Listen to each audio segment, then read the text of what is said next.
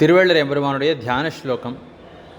ஆஸ்தாம் சேதசி மே நிரந்தரமசௌ அம்போதரஷ்யாமலஹ புண்ணியே ஸ்ரீமதி புண்டரீகநயனஹ ஸ்வேதாச்சலே தஸ்திவான் மார்க்கண்டேய விஹங்கராஜ भुजगाधीशक्षमासेवितः चन्द्रादित्यविधूतचामरयुगो लक्ष्मीसहायो हरिः. திருவள்ளுவர் எம்பெருமானுடைய மங்கள ஸ்லோகம். ரக்தாப்ஜபத்ரநேத்ராய ஸ்வேதாச்சலநிவாசினே